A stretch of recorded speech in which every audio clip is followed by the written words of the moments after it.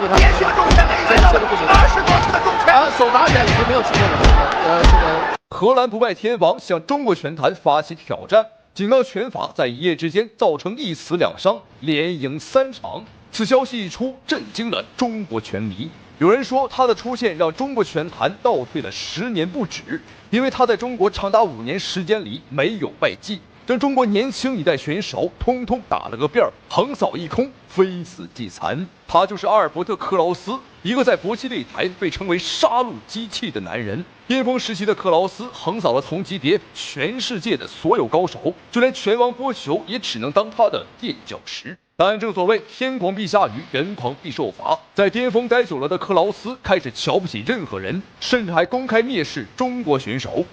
其实我不太理解为什么中国人要打拳击，明明都是一帮东亚病夫，我8岁的儿子都可以轻松击败他们。只要我还活着，恐怕中国人这辈子都无法击败我。见克劳斯如此的目中无人，中国小将李壮壮不顾家庭和团队的劝阻，誓要为中国搏击争回一口气，向克劳斯发起挑战。好，我们注意看双方的比赛已经开始，红方选手白色拳套李壮壮这个小伙呢，他的这个人如其名啊，确实是比较壮。实际上，壮壮的家人和他的教练团队啊是不希望他来挑战克劳斯的啊，因为这个风险啊，观众朋友们太高了。打对方有可能会断送职业生涯，而且一不小心啊，还有可能会丢掉小命啊，所以说风险太高了，不知道。但刚刚20岁刚出头的李壮壮却表示：“我宁可站着死，也绝不躺着生。”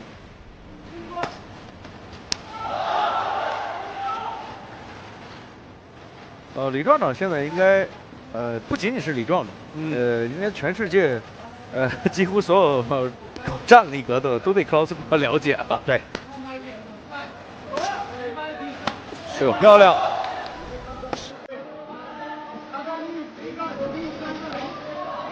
李壮壮要对头部的防护要好一点啊。克劳斯这个拳法刁钻可是出了名的。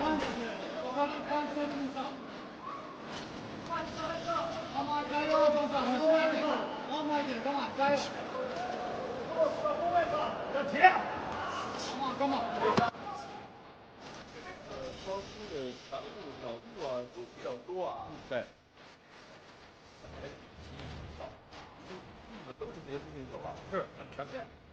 在克劳斯的面前，李壮壮显得的确是过于的稚嫩啊，但是呢，敢上台打，我觉得啊，李壮壮已经赢一半了。比赛开始，我们看克劳斯呢是步步紧逼，他的步子咬得很紧，但李壮壮呢是边推边打，并没有一味的啊这个单纯的逃跑。之前有很多中国的小将输给克劳斯啊，就是因为这一点，他追他就跑，然后呢就忘记反击了，因此被克劳斯追着打，就像我们视频当中啊开始那一幕。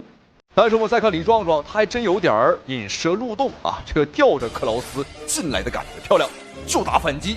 你喜欢进攻，那我就打反击。像上一场郑昭玉也是这种打法。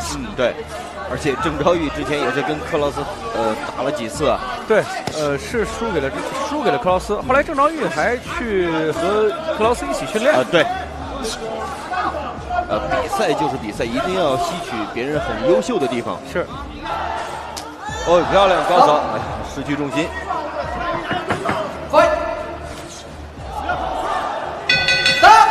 好，第1局比赛结束。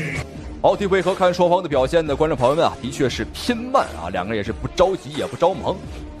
毕竟来讲，第一回合啊刚接手，也就是一个热身阶段，所以说呢，接下来第2回合，我觉得呀，双方肯定会开足马力正面对打，而且大概率的话，可能是李壮壮这一边，我觉得可能会打得更凶一点。好，接下来准备看一下第2回合的表现，观众朋友们千万不要错过这场世纪大战。好，第2局。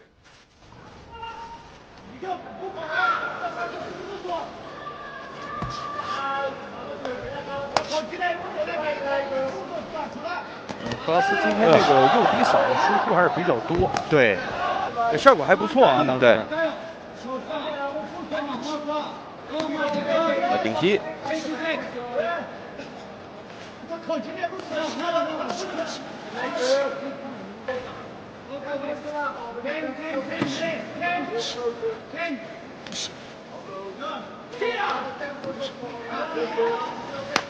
低扫，哎。漂亮前手的摆拳。虽然说比赛已经来到了第2个回合，但是两个人的节奏啊依旧是不慌不忙，打得很稳。我觉得对于李壮壮来讲，稳一点是有好处的啊，因为克劳斯此时已经38周岁啊，也就是39岁，而李壮壮20岁出头，所以说呢，我们稍微慢一点啊，把对方的体能耗没，第3个回合再发力也不着急。今天李壮壮的确在战术上腿法的运用比较多啊，刻意的把控距离。观众朋友可能不知道啊，克劳斯这名选手他的技术特点就是喜欢在内围上对你进行狂轰乱炸，让你根本防不住啊，将你的防守当场打穿。好漂亮，好，再从身上跨过去，这样一来，很好的挫了一下克劳斯的锐气。不断的这种创伤会影响到李壮壮起自己前腿的扫踢。是。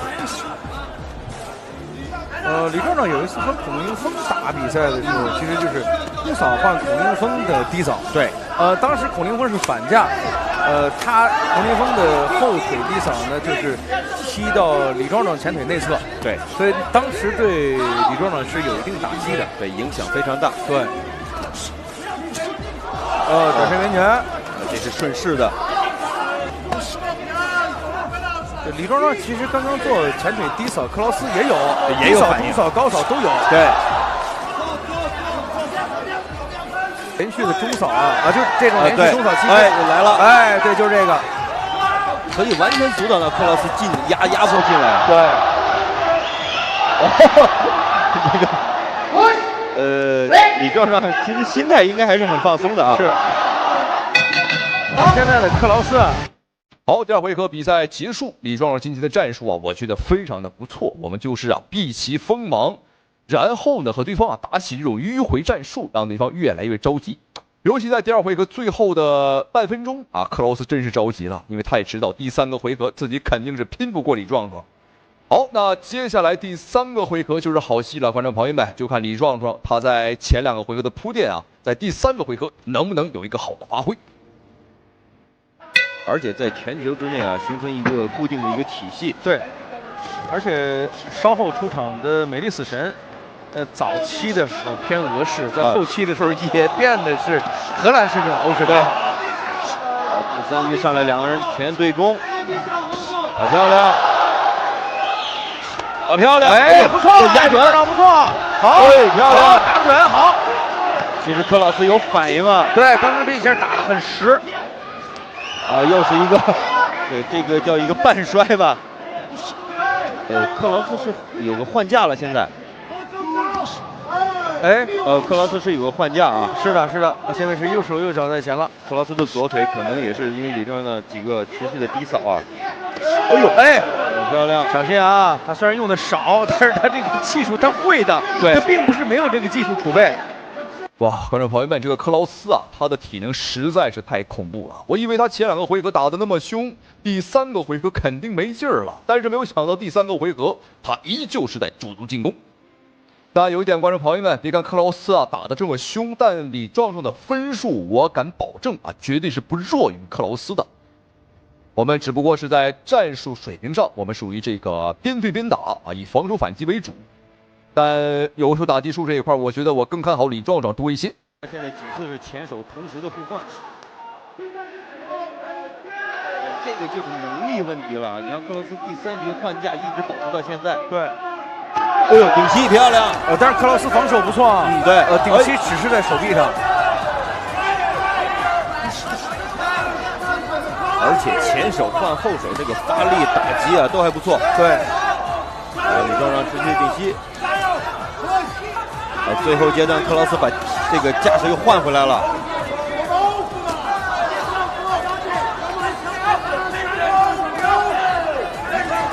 后手拳不错，压得准。这个机会掌握的也好。对。顶膝，克劳斯的防守还是好，对，看得很稳固的防守啊。最后几秒钟，顶膝。这一轮李壮壮的表现不错啊！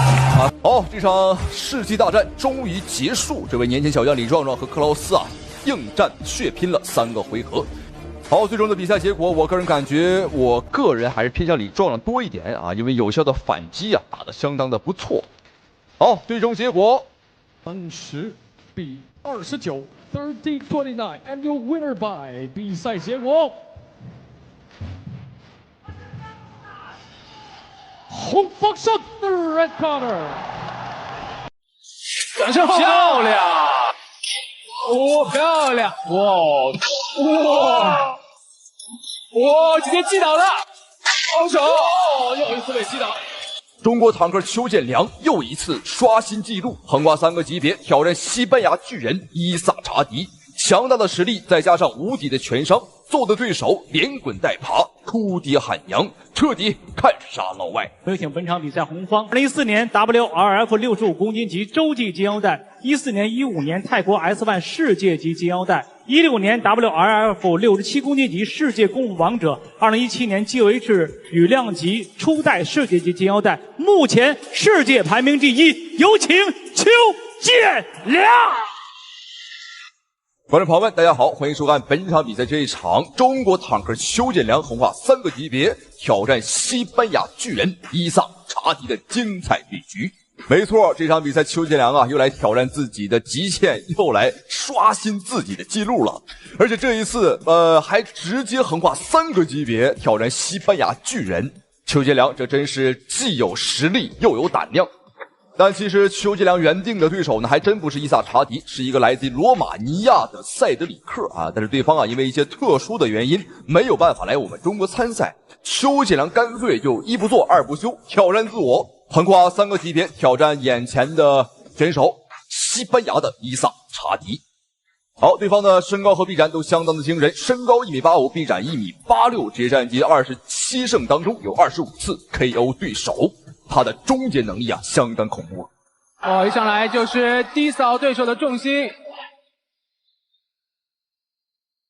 邱建良这个反应能力和他的这个进攻实力是不用质疑的。对，邱建良我们非常熟悉，在场上呢是全伤，非常高的一位选手。对，尤其是他在场上灵活的步伐，还有线路的转变，让很多的对手真是非常的头疼。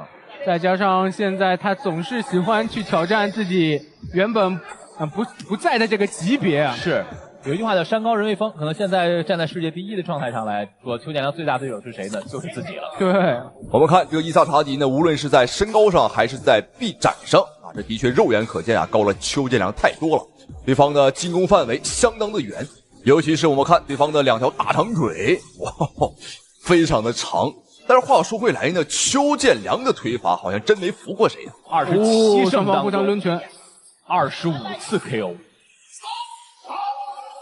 对，刚才实际上查迪是想要去摔邱建良，对，但是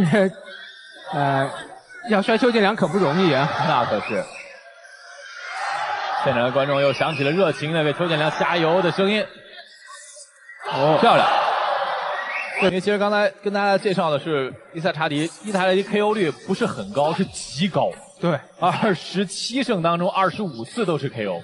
然后看伊萨查迪每一拳，为什么他总是倒在地上？因为他每一拳都是把自己身体就会抡出去的这种拳。的确，这个伊萨查迪他的确身高够高，力量也够足，但是有一点他重心是相当不稳了，这是个子高的选手共有的一个缺点。好，现在对方是有点晕后手打中了，转身后摆，连续的大力摆拳。伊萨查迪有点招架不太住飞膝，这一连串的凶猛进攻，哇，这一下直接扔出擂台。对，这个因为这个伊萨查迪看到对手进攻很猛，所以主动选择去缠抱。对，邱建良直接把他一个带摔出去。双方可以说一个先犯规在先，然后另外一个以犯规来报复。这个属于这个以牙还牙、以眼还眼的这样一个状态。好，第一回合比赛结束。虽然说邱建良今天是横跨3个级别挑战的对手，但是从局面上来看，我是丝毫感觉不到对方有任何优势，只是看起来在身形上是有优势，但真打起来的时候差了3个级别，邱建良打对方依然像打玩具一样。好，第2回合开始了。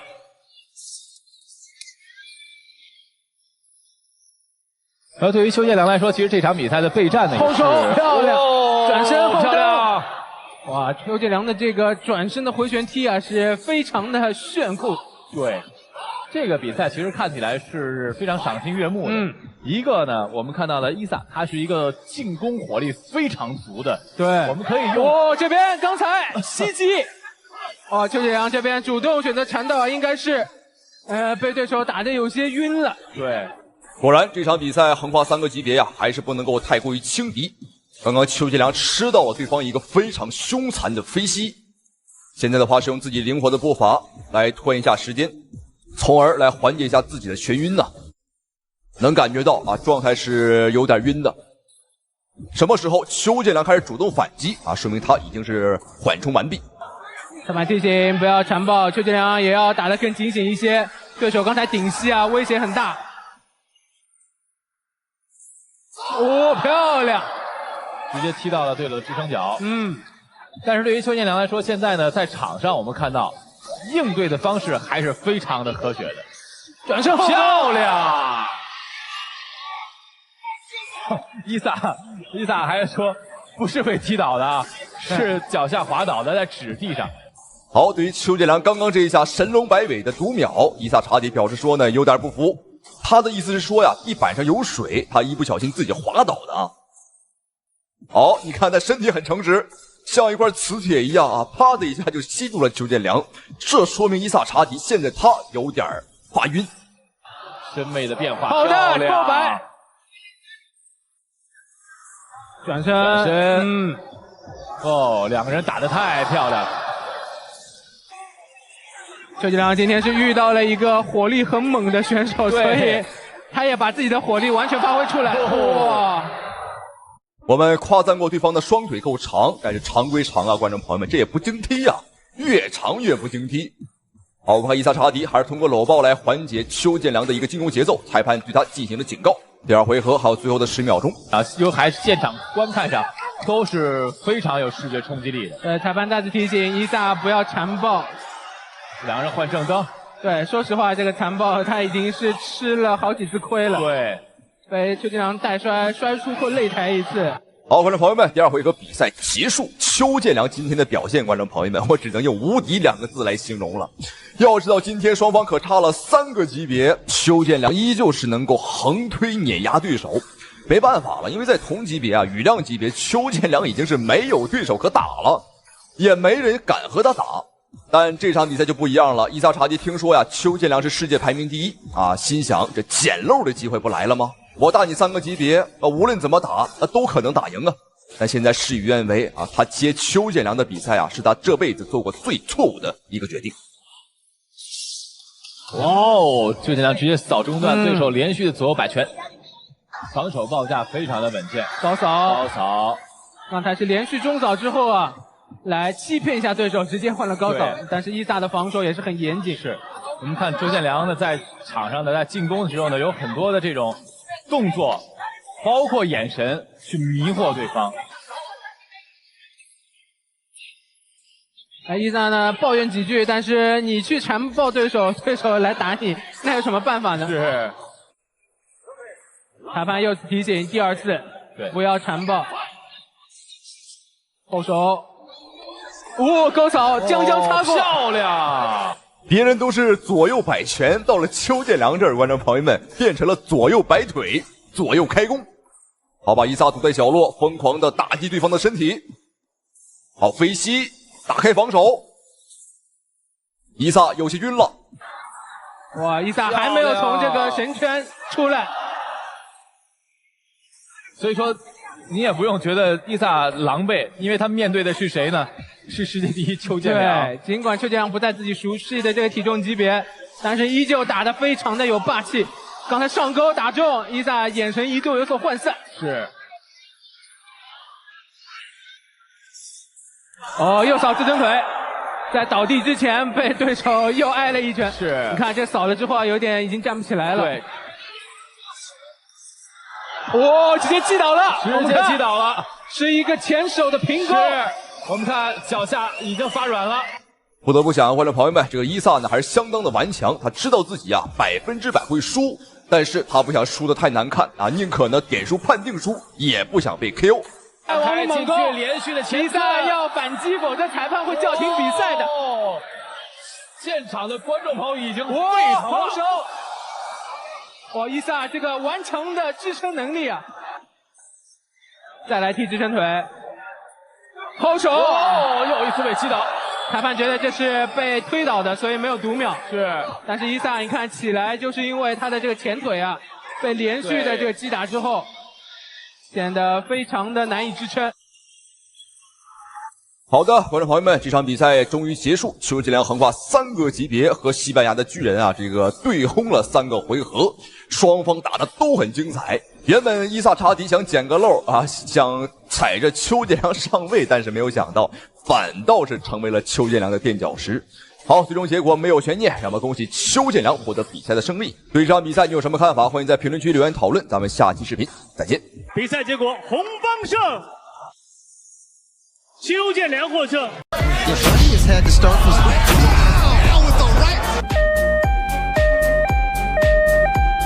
当视频中的美国大力士被击倒那一刻，观众惊讶的并不是他的脖颈被打断，也不是他被担架抬走抢救，而惊讶的是击倒他的人竟然是一个身高2.23米的中国巨人。如此庞大的身躯让全场的所有老外都为之惊叹，他们甚至不敢相信自己的眼睛，完全不敢相信中国人竟然能有如此大的身躯，如此强大的实力。他是中国有史以来体型最庞大的拳击手，身高2.23米的他就像一座人形大山，甚至要比韩国巨人崔洪万和中国炸弹张志磊还要更胜一筹。我们别看他5大3粗，但他却精通中国武术、散打以及跆拳道等一系列格斗术，任何对手在他的面前都显得无比渺小，当然在他的重拳面前也都显得不堪一击。他就是江湖人送外号泰山的董建军，一个让拳王泰森都谈之色变的中国巨人。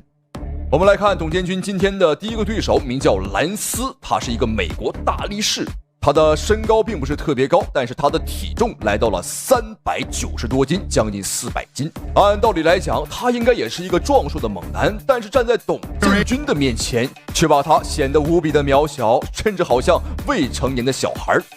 中国巨人对战美国大力士，看一下到底是谁能够先把对手给 KO 了呢？ Getting your Memorial Day weekend going with us, Taishan in the black trunks, Lance Gouch, out of Hannibal, Missouri. First time on TV, he is 5-8 with 2 draws, 3 KOs in his career. 哎，美国大力士怎么上来就想摔董建军呢？对方思路明确，他知道在外围上的话自己肯定是吃亏的啊，所以说干脆打一些脏拳。什么是脏拳？观众朋友们，就是说呢，贴到对方的身上啊，然后用各种角度来蹭拳。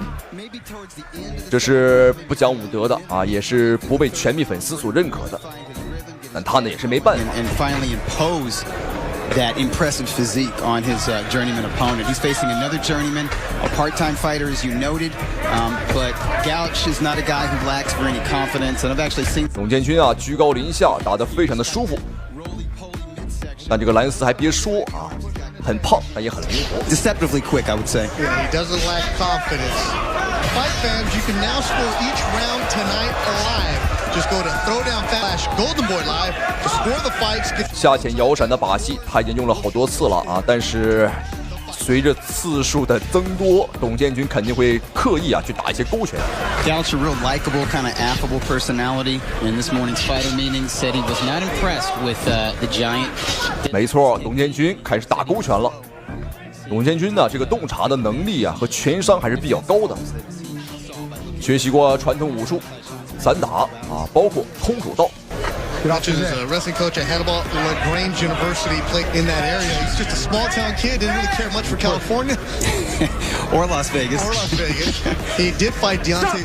而且董建军呢，他曾经还练习过篮球啊，他本应该是一个篮球运动员，但是他发现啊，自己对这个传统武术啊和这种搏击啊更感兴趣。And he's coming off some inactivity. He actually broke his leg in a football game, so he sat out about a year.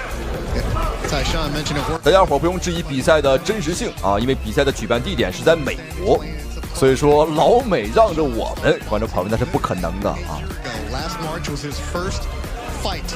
前手把控距离，哦，后手倒了，比赛结束，裁判1秒都没有犹豫。这是一个经验老道的裁判啊，通过他的观察，一瞬之间啊，做出了决定，终止比赛。好，我们注意看这哥们儿啊，这哥们儿的胳膊上还纹了2个字啊，哥们儿。哈哈，哎呦，看来他对我们中国的文化还挺了解啊。好，精彩回放看一下，后手，哇，一拳打倒，这是一个后手拳，非常的精准。好，我们看脖子断了，人也上了担架，估计是要送去抢救了。好，我们再来看一下董建军的第2个对手托米华盛顿啊，我看这个家伙长得像一头大猩猩一样。上一场比赛输的是一个白人选手，而这一场比赛啊，黑人选手来了。因为美国表示说呀，白人在他们的国家并不是最能打的，而黑人啊才是打拳击最厉害的。话虽这么讲，但是当2名选手站在一块儿的时候啊，对方的身形这一块儿，他还是得输给我们。中国泰山对战美国大猩猩。泰山没了猩猩啊，还可以很好的树立在那里，而大猩猩没了泰山啊，顶多啊是个泼猴。好，比赛开始。What Tyshawn did show in his opening bout was a very hard left jab, but he would throw them. 我们能明显感觉到啊，这个华盛顿他要比上一个选手灵活得多。And McGirt wants him to definitely throw more of those jabs. It'll be a good weapon for him. Tyshawn from Beijing, now living in Glendale, California, is just so mad. 裁判告诉董建军啊，不可以推对手。We're talking to Buddy McGirt in the fighter meetings, but he said I have to teach him everything. It's almost like an 8-year-old walking in, learning to fight for the first time. Well, because Tyshawn has no amateur background experience in boxing. Was a solid mountain. Well, and he's named after a mountain, Tyshawn, which he has ascended, by the way. The Tyshawn Mountain in China. Climbed it. He said, "That's it." 哦，对方的距离把控还相当不错。In Glendale, California, has his wife and child here, and training with Buddy McGirt in Burbank. 一直在边缘游走。啊，但是问题还是啊，你打不进来呀，你打不进来，即便你在外围跑得再快。哈哈，那你只有跑的份儿啊，你也打不到我。Size 18-foot shoe and 22-ounce gloves that were custom ordered for him. The headgear was custom ordered for him. Story goes that he went for his first physical. Doctor asked him if he had ever had a concussion. He said, "No, I've never been hit in my head." 董建军步步紧逼，盛气凌人。Tommy Washington has not fought in 6 years. The reason being he was incarcerated for 5 of those. 华盛顿只能背靠龙王。Hopes he's learned some lessons from that. Is looking to make something of his life. Well, he still can. He's only 28 years old. 这个比赛擂台不知道是不是我视觉上的问题，我总感觉比正规的拳击比赛要小一点。也有可能是董建军长得太高了啊，站在一块儿啊，站在这里的话，把擂台啊都显得渺小了。Yeah, that was the guy that we talked about a little bit, Valuev, who was a champion not so long ago. 哦，华盛顿有些发软的感觉了。哦，漂亮后手，后手5秒，哇吼！观众朋友们太猛了！我看一下这次读秒对方能不能挺过去。感觉啊，我感觉是够呛。好，结束比赛结束。果不其然，观众朋友们啊，这个无论是黑人还是白人都没能挺过1个回合。那么恭喜董建军。我们来看一遍精彩回放，这是一连串的打击。最后的话呀，是一个后手的重击啊。It's round number 1. Referee Jack Reese reaches the count of 10 for your winner by KO and still undefeated, Tyshawn. 注意看，日本选手将中国小伙骑在身上，照死里打。比赛结束之后，中国小将已经被打得奄奄一息，随时都有丧命的风险。赛后被送往急诊室抢救，医生说道，如果再晚送来1分钟，就可以举办后事了。差点打死中国选手的家伙，就是视频中的日本人梅野元志。这个家伙是出了名的日本右翼分子，也就是典型的反华分子。他曾这样说过，他打拳击比赛就是为了打中国人，因此在每一场遇到中国选手的比赛当中，恨不得把每一个中国选手置于死地。但我泱泱中华最不缺的就是抗日英雄。来自新疆的小伙哈姆勒斯远赴日本，向梅野元志发起了挑战，并且主动和对手签下生死状，气氛高低，也决生死。但这头小鬼子非但不惧，还当众表态，这场比赛要全球直播，让全世界的人都看到他如何打中国人。好，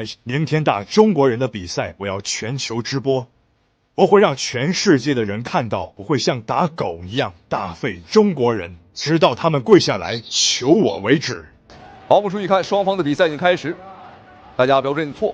我们看穿着黑金短裤的小伙，来自于新疆的哈姆勒斯。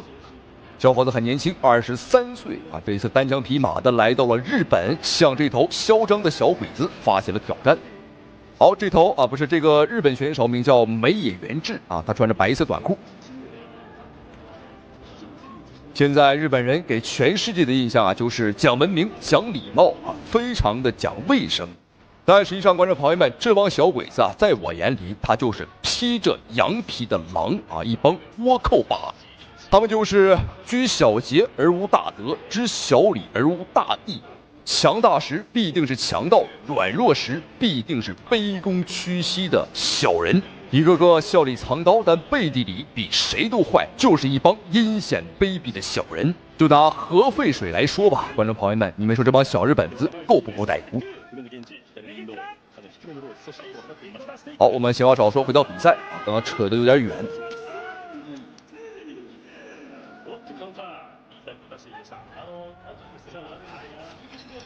哈姆勒斯非常的聪明，在对方冲过来的一瞬间啊，把对方带摔倒地，不给对手任何能够近身打内围的机会。我们其实也能看得出来，哈姆勒斯这个小伙啊，他比较擅长打外围的一些个游走战术。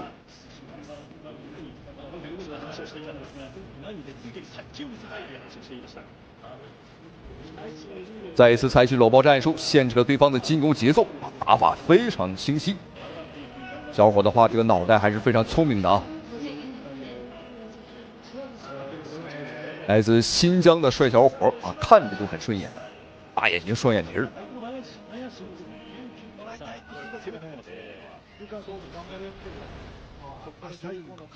再看对方，小鼻子小眼睛啊，八字眉八字胡。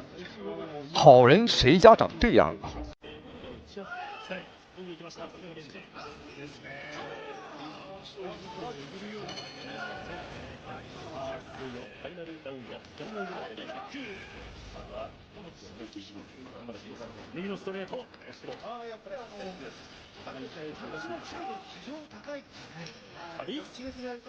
对方的扫腿非常具有威胁力，因为这个梅野元志这头小鬼子啊，他练习的是泰拳。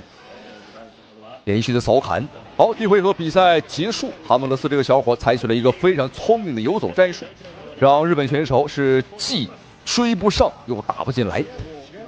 但接下来的比赛如果一直这么打下去的话，可能对自己啊有点不太利吧。因为今天的比赛地点是在日本东京举办，所以说现场的裁判也都是日本人。我们如果打分想去赢的话，那是非常难的啊。赢的手段只有一个，那就是 KO 对手。好，注意看哈姆勒斯这个小伙，他的眉骨，哎呦，眉毛开了。说句实话，这个眉骨开是怎么开的，我们还真没有注意到。好，第二回合，观众朋友们，请相信我，绝对是要比眼前的日本举牌女郎啊要精彩，要好看。好，哈姆勒斯流血流汗，就是不流泪，好样的。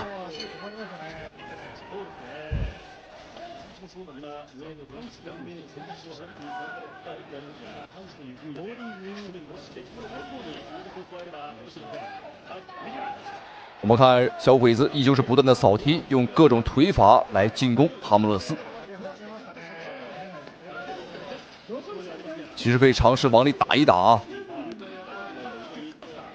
但如果打得太近，还容易吃对方的膝。这就要看哈姆勒斯自己对距离的一个把控了。好，踢膝防守，上部的拳法还不错。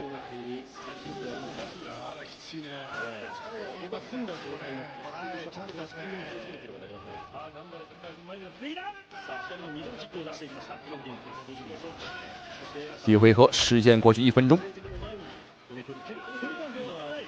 对方还在踢。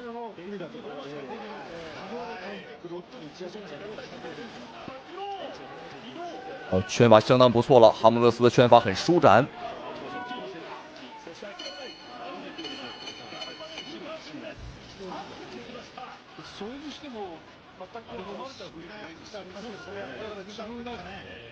如果这个比赛在中国举办的话，我们可以在规则之内啊是可以抓腿、可以接腿的。但今天是在日本，在规则之内是不允许接腿的啊。在规则上我们就已经是很难受了。